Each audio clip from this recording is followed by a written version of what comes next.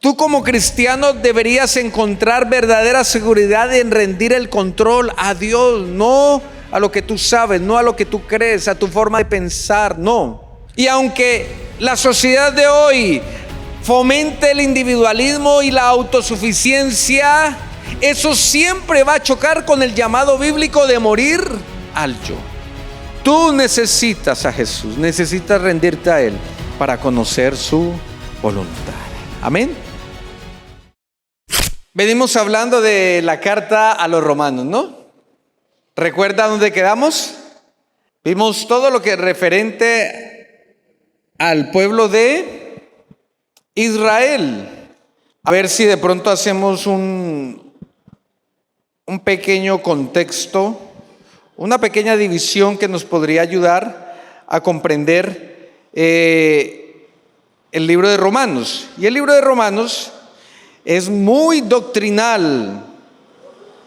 Habla acerca de cómo el ser humano obtiene la salvación, obtiene, ¿qué más? La justificación por medio de ¿qué?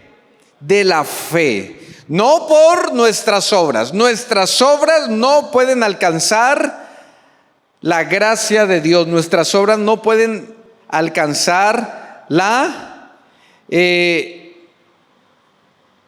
benevolencia de Dios. Tiene que ser solamente a través de la obra de ¿quién? De Jesús. Amén. Habla acerca de todo eso hasta que llega el capítulo 11, el capítulo 10, el capítulo 9, más o menos por ahí, donde el autor, que es Pablo, no es que cambia de temática en general, sino que hace un pequeño paréntesis, porque la salvación también tiene que ver con el pueblo de Israel. Porque del pueblo de Israel nacen las promesas, son las promesas que apuntan a Jesucristo. Toda la obra redentora de Dios, gran parte de la obra redentora de Dios tiene que ver con el pueblo de Israel. Entonces ya en esos primeros 11 capítulos, el apóstol ha expuesto las doctrinas de la justificación por la fe, de la salvación, de la elección, de la gracia y la misericordia de Dios. Pero en el capítulo 12 da un giro. ¿Por qué? Porque la teoría, si se queda solo en teoría, no sirve para nada.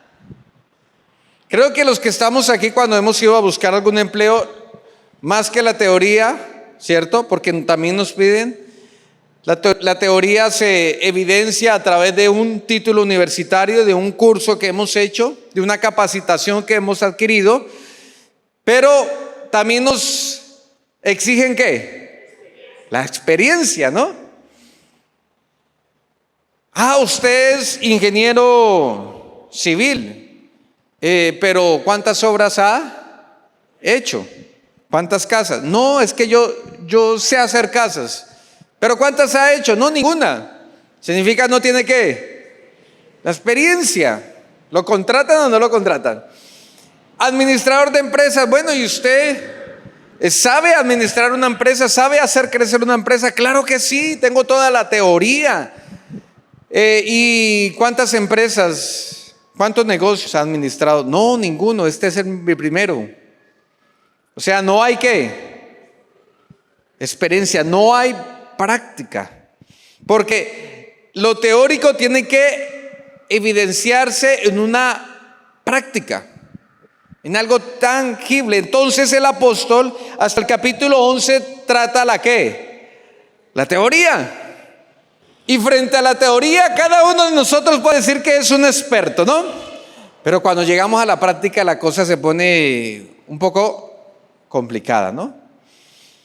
Porque la teoría hay que ponerla en práctica. ¿Y cómo la ponemos en práctica? Desde el capítulo 12 en adelante, Pablo habla, el tema es de la doctrina a la práctica. Y pasa de lo que creemos a lo que vivimos. Una cosa es lo que usted cree, otra cosa es lo que usted vive. ¿O no? Es que yo creo que manejo bien mi economía, pero una cosa es lo que cree y otra cosa es lo que ¿qué? Vive y anda endeudado, entonces grave. O administra mal, grave. Entonces ahí hay un cambio de enfoque. ¿Y cuál es? De lo que Dios ha hecho por nosotros a lo que debemos hacer en respuesta a su misericordia. Recuerde que todo el mensaje del Evangelio, todo lo que Dios dice para ti y para mí, Él lo expone, pero siempre busca una respuesta de parte tuya. Entienda que la vida cristiana se ve de esa manera. O sea, Dios da su mensaje, se revela a ti, se revela a mí, pero no pasa nada si nosotros no ¿qué? Respondemos, no correspondemos a eso. Y ahora Pablo enseña cómo vivir en obediencia, cómo discernir la voluntad de Dios y cómo amar y servir en comunidad. Y el capítulo 12 empieza con una necesidad humana muy latente y es conocer la voluntad de Dios. Creo que todos aquí nos hemos hecho esa pregunta: ¿cuál es tu voluntad? ¿Estoy dentro de tu voluntad? La decisión que voy a tomar, ¿tú estás de acuerdo, Dios? ¿Qué debo hacer? ¿Cierto? Desde siempre el ser humano se ha preguntado eso: ¿qué va a pasar mañana?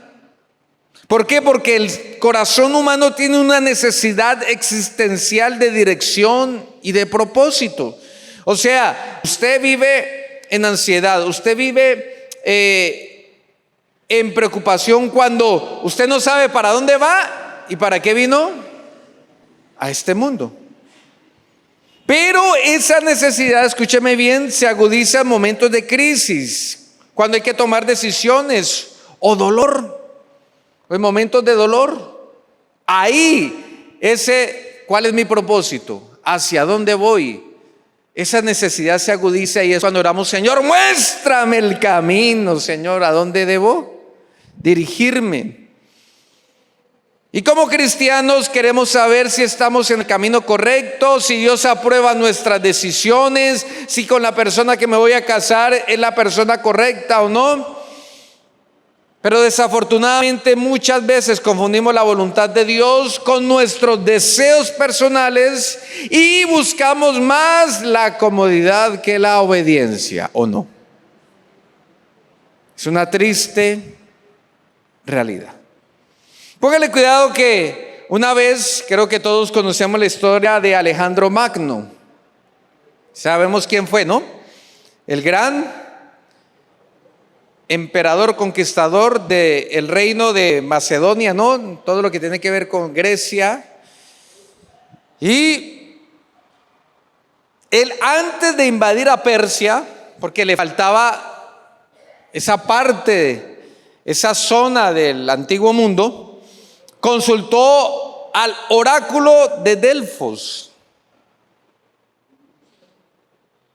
Era un templo sagrado donde habían sacerdotisas, y la sacerdotisa mayor ese día se negó a hablar con él. ¿Por qué? Porque uno quiere saber si lo que va a emprender, ¿qué? ¿Le va a salir bien, no? Y la sacerdotisa dijo: qué pena, pero es que no estamos en el tiempo de dar oráculos. Estamos en el tiempo de meternos en trance con los dioses, pero no le puedo dar el oráculo. Adivine qué hizo Alejandro. Dice que la arrastró del cabello hasta el altar, y en su desesperación, porque su vida corría peligro, la mujer dijo: sí, te va a ir bien, eres invencible. Y Alejandro Magno tomó eso como una señal divina, ¿no? Dijo: si el oráculo dijo que soy invencible, voy a ir contra los persas y voy a ganar. Adivine qué pasó. Y a veces, desafortunadamente, hoy en día hay creyentes que hacen lo mismo. Manipulan, fuerzan, buscan palabras proféticas a conveniencia y confunden la voluntad propia con la voluntad de ¿quién? De Dios. Qué triste, ¿no? Por eso el objetivo de esta prédica es aprender a conocer la voluntad de Dios a través de una vida rendida, transformada y práctica, conforme a la enseñanza de Romanos capítulo 12. 3 palabras mencionadas aquí. ¿Cuál es la primera? Rendida, una vida transformada y una vida práctica. ¿Cómo vamos a conocer la voluntad de Dios? A través de una vida ¿qué? Rendida, una vida transformada y una vida práctica. Así conoceremos cuál es la voluntad de Dios. Entonces, con esto en mente, vamos a ver 3 principios esenciales para conocer la voluntad de Dios en nuestra vida, como lo dice Romanos capítulo 12. Por eso el punto número 1, ¿cómo he nombrado el punto número 1? Entrega radical. Diga conmigo, entrega radical. Para conocer la voluntad de Dios en mi vida, ¿necesito qué? ¿Qué necesito? Entrega radical. Y hay un comentario ahí del punto y es: el GPS del cielo no funciona sin rendición. ¿Sabe qué es un GPS, no? Una guía, un mapa, ¿cierto? Una inteligencia artificial que le muestra a usted el camino por donde debe ir. Y mi frase confrontante de inicio es la siguiente: todos quieren saber la voluntad de Dios, pero pocos están dispuestos a entregarse a ella. Vuélvalo a leer. ¿Cómo dice? Todos quieren saber la voluntad de Dios, pero pocos están dispuestos a entregarse a ella. ¿La entendimos? Todos queremos saber cuál es la voluntad de Dios, ¿no? Todos queremos saber si el trabajo donde estamos es la voluntad de Dios o no. Si la decisión que vamos a tomar es la voluntad de Dios o no. Si la carrera que voy a optar en la universidad es la voluntad de Dios o no. Si la pareja con la que me voy a casar es la voluntad de Dios o no. Todos queremos saber esa información, pero muy pocos se disponen ¿a qué? A entregarse a la voluntad de Dios. Oraba un enamorado: Señor, si ella es, que mañana salga el sol. Y se acostó con incertidumbre, y adivine qué pasó al día siguiente: salió el sol. Pero muy poco convencido digo: Señor, si es tu voluntad que ella sea, que el sol a las 6 descienda y la noche emerja. Y ahí viene qué pasó. Pues el sol se escondió y la noche emergió. Y al día siguiente dijo: estoy en la voluntad de Dios. Que no nos pase eso, ¿cierto? Entonces Romanos capítulo 12 versículo 1 dice: por tanto, amados hermanos, les ruego que entreguen su cuerpo a Dios por todo lo que Él ha hecho a favor de ustedes, que sea un sacrificio vivo y santo, la clase de sacrificio que a Él le agrada. Esa es la verdadera forma de adorarlo.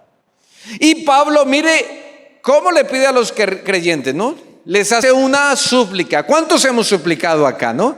¿Cuánto nos ha cogido la gente de tránsito y nos ha tocado suplicar un poco? ¿O cuánto la novia o el novio tuvimos que suplicarle un poquito? Pero creo que todos aquí hemos suplicado. Bueno, Pablo le ruega ¿a quién? A los creyentes. Y les dice: por favor, ofrezcan su vida, todo lo que ustedes son, como sacrificios vivos. ¿Por qué como sacrificios vivos? Porque en el Antiguo Testamento le ofrecían a Dios un sacrificio muerto. Y cuando el animalito estaba muerto, podía decidir ofrecerse a Dios o no. No, ya después de muerto, nada que hacer. En otras palabras, lo que el apóstol está diciendo, ofrezca su vida a Dios de manera voluntaria. Y ese ofrecimiento de una u otra manera va a requerir de parte suya ¿qué? Sacrificio, incomodidad, esfuerzo. ¿O no? Ahora, esta imagen choca en un mundo donde nadie quiere morir a sí mismo, donde nadie quiere sacrificarse, no quiere esforzarse.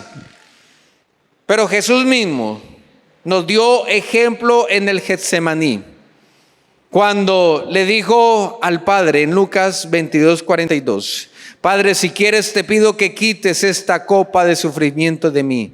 Sin embargo, quiero que se haga tu voluntad y no la mía. Mire qué contraste, ¿no? En otras palabras, si quieres conocer la voluntad de Dios, mira lo que tienes que hacer. Tienes que sacrificarte voluntariamente, esforzarte. ¿Para qué? Para rendir toda tu vida a la voluntad de Él. ¿Cuál es el problema del creyente? Y es que algunos de ellos, y me incluyo a mí, no queremos dirección sin rendición. O sea, quiero saber cómo me va a ir adelante, cómo me va a ir en el proyecto de vida que estoy emprendiendo, pero no queremos obedecer. Qué feo, ¿no? Por ejemplo, una joven pide a Dios guía sobre quién casarse. Señor, quiero que me guíes, pero no quiere dejar una relación tóxica. ¿Cómo te va a ir? O de pronto, un empresario, una persona que quiere emprender, ora por sabiduría financiera, pero no diezma ni ofrenda. ¿Cómo la ve? O sea, queremos la bendición, queremos el respaldo de Dios, la guía de Dios, pero no queremos ¿qué? Rendirnos a su voluntad, no queremos obedecer. Entonces, el que se rinde, aunque no entienda, va a caminar en paz y en bendición. Escúcheme bien.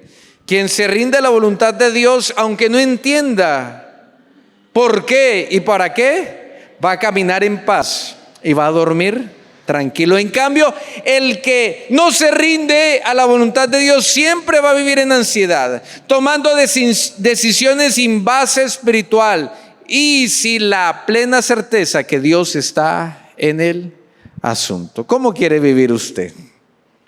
¿Con ansiedad o con paz? Yo creo que con paz, ¿no? Se rinda, obedezca a Dios. Por eso el innegociable del creyente es: Dios no revela su voluntad a un corazón rebelde. Anótelo ahí. Dios nunca te va a revelar cuál es su voluntad si tienes un corazón ¿qué? Rebelde. A ver, hemos tenido, los que somos papás, ¿hemos tenido alguna vez que enfrentar a un hijo rebelde? ¿Cómo le van a los hijos rebeldes? ¿Cómo le fue a usted como hijo rebelde? Eso corrió juguete por mis piernas. O sea, ¿y qué nos hace pensar que Dios, siendo nuestro Padre, tampoco nos va a tratar de la misma manera? Porque el Padre que ama a su hijo lo corrige.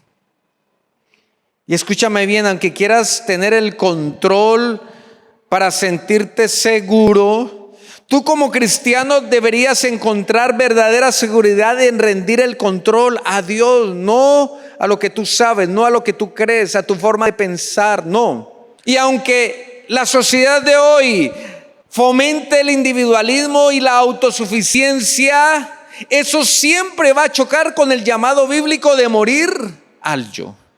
Tú necesitas a Jesús, necesitas rendirte a Él para conocer su voluntad. Amén. Por eso, aplicaciones prácticas para este punto. Primero, ore. El que no ora no ha rendido su vida a Dios. Y usted le puede ir bien en lo económico, en lo familiar, en su salud, pero si no ora, usted está demostrando un corazón rebelde. ¿Amén o no amén? ¿Amén o ayayay? Renuncie a un área específica donde quieres tener el control y haz un ayuno pidiendo no una respuesta, sino una transformación de tu voluntad. Amén. Por eso la frase de cierre en este punto. ¿Cómo dice? No puedes conducir con el GPS de Dios si sigues insistiendo en tomar el volante. Entrégale el volante ¿a quién? A Dios. Punto número 2. Para conocer la voluntad de Dios debo tener en cuenta que transformación, no conformismo. ¿Cómo es? Transformación, no conformismo. La mente renovada es la clave. Dígale a la persona que tiene al lado, dígale así: la mente renovada es la clave para conocer la voluntad de Dios. Mira esta frase que traigo en esta noche. Dios no te dará una nueva dirección si sigues pensando como el mundo. Mire que uno llega a los pies de Cristo, Dios transforma su corazón, lo llena uno de paz, de amor, pero se queda con la primera experiencia salvífica, ¿no? Ese amor, esa misericordia, esa paz. Pero cuando llega el momento de avanzar en la vida cristiana, ahí es donde empieza lo difícil para el creyente. Porque debe tomar ¿qué? Pasos. Debe transformar su mente. Debe salir del conformismo. Y Romanos capítulo 12, versículo 2 nos habla acerca de esto. Mire lo que dice. Dice: no imiten las conductas ni las costumbres de este mundo. Más bien dejen que Dios los transforme en personas nuevas al cambiarles la manera de ¿qué? De pensar. Ahora sí, después de esto entenderán a conocer la voluntad de Dios para ustedes, la cual es ¿qué? Buena, es agradable y perfecta. Y quiero ser muy claro, porque el apóstol, acuérdese, aquí no está hablando de teoría, está hablando de ¿qué? De práctica, de acciones, lo que hay que hacer. Está diciendo que la voluntad de Dios no es cuestión de misticismo. No es cuestión de que venga, no sé, que una atmósfera, una nube. No es cuestión de buscar señales como las que mencioné antes, ¿no? Buscar sueños. No. Conocer la voluntad de Dios es hacer cosas prácticas, es renovar mi mente. Efesios capítulo 4, versículo 23 y 24, el apóstol Pablo también nos da una pequeña ilustración del punto que estamos tratando. Mira lo que dice Efesios 4, 23, 24. Dejen que el Espíritu les renueve los pensamientos y las actitudes.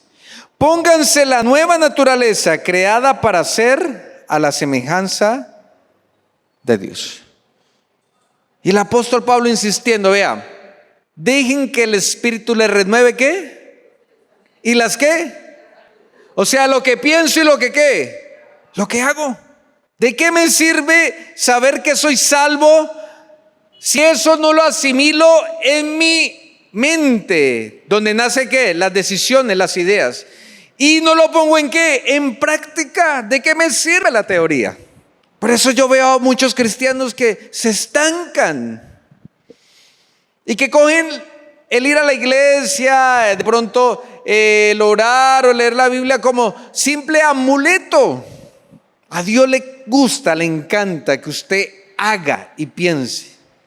Haga cosas prácticas para exponer lo que Dios ha hecho en su vida.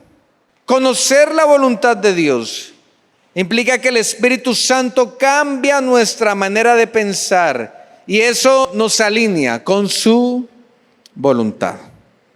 En otras palabras, si no cambias tu manera de pensar, nunca vas a aprender a discernir cuál es la voluntad de Dios para tu vida.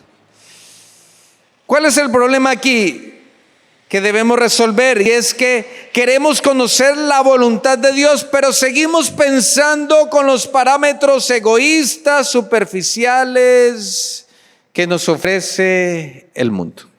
Queremos conocer la voluntad de Dios, pero no queremos desarraigarnos de lo que ofrece el mundo. ¿Y qué ofrece el mundo? Vanidad, deseo, Señor, ¿cierto? Impulsividad, dinero, riquezas efímeras. Mire, aún la ciencia, póngale cuidado lo que dice la ciencia, la neurociencia, ha demostrado que los patrones mentales pueden cambiar con entrenamiento. O sea, lo que comúnmente decimos de crear hábitos. ¿Cuántos queremos crear hábitos saludables, no? Creo que todos, ¿no? Y hemos luchado, ¿no? Por ejemplo, vea, yo quiero cambiar un patrón que desafortunadamente me ha costado mucho, y es este aparato. La dependencia de este aparato. En el mes me estoy comprometiendo con el Señor de que voy a dejar las redes sociales. Y me di cuenta que dejar este aparato es difícil y las redes sociales es complejo. Entonces quité todas las redes sociales. Y entonces me di cuenta que sufro de ansiedad por el celular. ¿Y sabe por qué me di cuenta? Porque cada 3 minutos, 5 minutos, 7 minutos necesito prender la pantalla. Prendo la pantalla. Y uno se justifica, no es que estoy mirando la hora, pero es la mano del reloj. Estoy mirando quién me escribió. Y entonces yo dije, oiga, tremendo, uno no se da cuenta cómo un aparatico que le domina la vida a uno. Y uno empieza a justificarse. Lo máximo que he durado sin redes sociales son 2 semanas. Y la lucha es dura, es tremenda. Y entonces estoy trabajando en el computador y ahí viene la tentación, ¿no? Métase ahí. Y como la iglesia pues está actualizando sus redes sociales, a veces yo me justifico, no es que a usted le toca tener redes sociales porque usted tiene que estar pendiente de ¿qué? De las redes sociales de la iglesia, porque ahí es donde se evangeliza, ahí es donde se da a la iglesia a conocer. Y yo, diablo mentiroso, me di cuenta que lo primero que hacía en la mañana era ver el celular y lo último que hacía en la noche era ver el celular. Y fue confrontante eso para mí. Pero ¿de qué me sirve saber de que esto me está afectando si no hago algo ¿qué? Práctico? Es lo mismo que el apóstol está diciendo. ¿De qué te sirve tener la teoría si no lo llevas a qué? A la práctica. Y gracias a Dios me regalaron un rompecabezas de 1000 piezas. 1000 piezas. Y uno sabe, o sea, porque Dios escucha las oraciones. Y yo le dije, Señor, ayúdame a qué? A dejar las redes. A no acostarme con el celular. Y antes de dormir, adivine qué hago. Voy y armo lo que duraban las redes en la noche.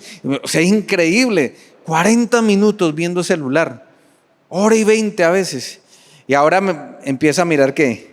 Fichitas. Y quedo rendido. O sea, mi mente queda rendida y duermo hasta más cómodo. ¿Por qué? Porque de algo que tenía conocimiento ahora lo quiero llevar a ¿qué? A la práctica. Algo que me estaba haciendo daño. Y aunque este aparato de por sí no es ¿qué? No es malo, porque esto ni tiene emociones, ni sentimientos, ni nada. La manera en que yo lo asumo, eso sí me hace daño.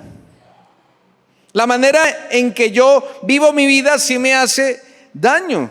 Y por aquí, por este aparato pueden entrar muchas tentaciones. Puede afectar mucho mi estado de ánimo. Por eso le digo hoy, cambie su manera de pensar. Cambie, entrene su mente. El cristiano renueva su mente a través de la palabra. En contraste, la cultura actual promueve el yo primero y eso distorsiona nuestra percepción de la voluntad de Dios. Un ejemplo podría ser una persona quiere saber si debe cambiar de empleo, pero no analiza su decisión con principios bíblicos, sino con deseos de estatus social. Venga, le cuento un chisme. Un cuento, un pecado a confesar, porque yo también Tengo las mismas luchas que usted. Yo no soy más santo que usted. Hace unos años entró el boom de la política. Llegaron los políticos a mi vida. Pastor, ¿usted tiene algunas ovejas ahí que pueden apoyarme en los votos? Y en ese entonces mi esposa necesitaba un empleo. Entonces yo dije, pues bueno, pues no le voy a decir a la gente que votar, pero que sea voy a entrar en el juego a ver cómo me va. Voy a entrar al juego. Y es común que más o menos unos meses antes de las elecciones los benditos políticos llamen a los pastores. Y me llamó el alcalde que fue pasado y me dijo, una reunión, un desayuno, nos hizo un desayuno, habló su plan y al final dijo, y quiero ayudarles, quiero que gobiernen conmigo. Y yo ay, me puse feliz, mi esposa sin trabajo. Y aquí está una persona encargada, llevaba parte de su equipo, entreguen todas sus hojas de vida acá con esta persona encargada. Yo dije, ay Señor, escuchaste mis oraciones. Había una necesidad, ¿cierto? Y lo normal es que yo como cristiano no dependa de quién, del mundo. ¿Para qué? Para que Dios obre a través de esa necesidad. Le dije a mi esposa, vamos a pasar la hoja de vida, la pasamos, yo feliz, la mejor hoja de vida que está ahí. Pasaron los días, pasaron los meses, pasaron los años. Pero ¿sabe qué es lo peor de todo? Y el Señor me dio una cachetada, pero absurda, absurda. Dios me dijo, Dios me habló de una manera tan confrontante. El bendito político me hacía ir a un lado. No, es que yo lo llamaba, venga, ¿qué pasa? No, es que usted sabe, pastor, el primer año uno no puede hacer nada porque viene todo el cuento. Pero no, vuélvanme a traer, es que se me extravió. Y iba a un lado con la hoja de vida. Hasta la última vez, creo que fue la cuarta vez, me dijo con otro pastor amigo, me dijo, pastor, déjemela, nos vamos a ver donde yo vivo. Y yo dije, bueno, si me va a llevar a la casa es porque la cosa va pintando ¿qué? Eso va en serio. Y nos fuimos. 20 minutos, 30 minutos, yo hablando con el pastor amigo, 1 hora, hora y media, y nada que llegaba, nada que bajaba porque él estaba en la casa. Entonces fuimos al portero y el portero dijo, es que el doctor dijo que le dejen lo que tienen que dejarle aquí en la recepción.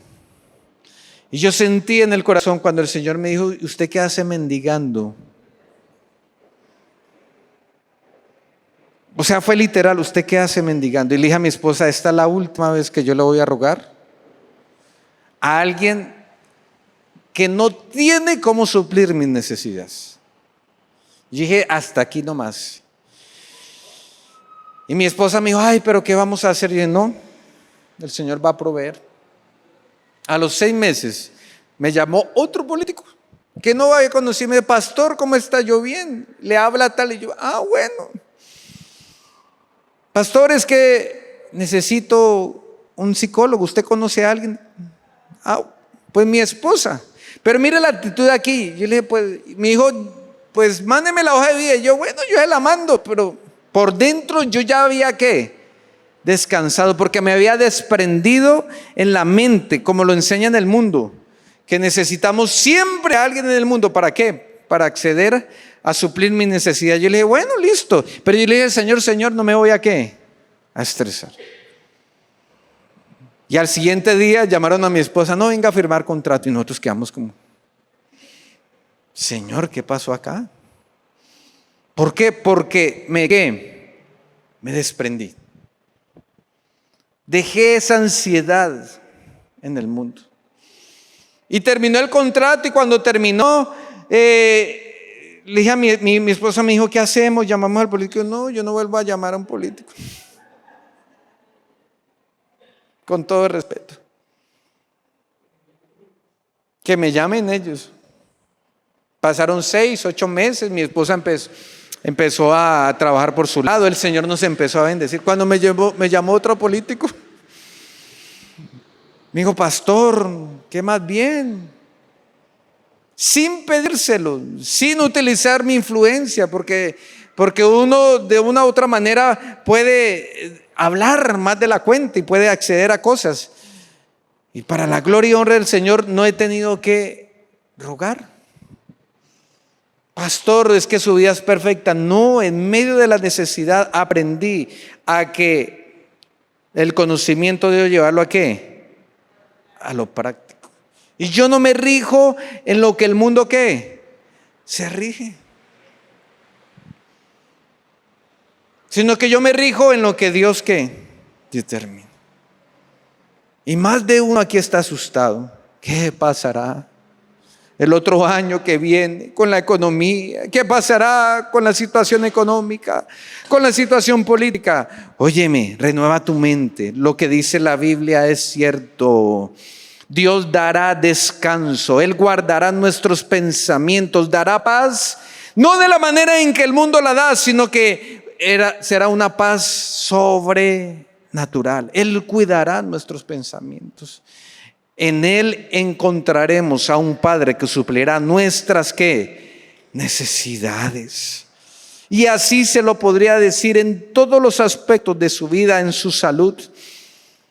Pastor, no me llega el medicamento, tranquilo, Dios va ¿qué? A proveer, Él lo prometió y Él ¿qué? Lo hará. Pastor, y con mi familia, no importa. No empiece por ahí a correr de aquí para allá buscando soluciones, buscando la comadre, buscando qué dicen por allá, qué dicen por acá. No, centre su vida en Cristo, transforme su mente y así podrá conocer la voluntad de Dios. El que renueva su mente discierne la voluntad de Dios con claridad. El que se conforma al mundo vive confundido, apartado, atrapado en emociones cambiantes. Por eso, sin renovación mental no hay revelación espiritual. Amén. Así que lea la Biblia. Con todo corazón lo dijo, deje de consumir contenido que alimenta la mentalidad del mundo. Series de televisión, redes, música. Y más bien rodéate de personas que te ayuden a pensar como Cristo. Por eso la frase de cierre. Si tu mente sigue igual, tu dirección espiritual nunca cambiará. Anótela para que se la lleve en el corazón. Y número tres, punto número 3. ¿Cómo dice ahí? Voluntad de Dios es diferente ¿a qué? A individualismo. ¿Cómo descubrir la voluntad de Dios? ¿A través del qué? Del servicio. A través del amor. Descubre la voluntad de Dios sirviendo y amando. Esta frase la he traído para que nos ayude a confrontarnos. Dicen, muchos quieren la voluntad de Dios solo para ¿quién? Para sí mismo. Pero la voluntad de Dios siempre tiene que ver ¿con quién? Con los demás. ¿Amén o no amén? Romanos capítulo 12. Voy a paragrafiar. Del 4 al 6, porque usted en la casa lo va a leer. Mire la manera práctica, escúcheme bien, de conocer la voluntad de Dios. Dice del 4 al 6 de la siguiente manera: así como nuestro cuerpo tiene muchas partes y cada parte tiene una función específica, el cuerpo de Cristo también. Nosotros somos las diversas partes de un solo cuerpo y nos pertenecemos unos a otros. Del 9 al 10 dice, no finjan amar a los demás, ámenlos de verdad, ámense unos a otros con un afecto genuino y deleitándose al honrarse mutuamente. Mire que aquí el apóstol nos está diciendo, si quiere conocer la voluntad de Dios, ayune 20 días. Si quiere conocer la voluntad de Dios, traiga una ofrenda especial, haga un pacto con Dios. No, dice que ame a los demás. Compórtese dentro de la estructura de la iglesia, que es el cuerpo de ¿qué? De Cristo. ¿Cuál es el problema que el creyente debe resolver?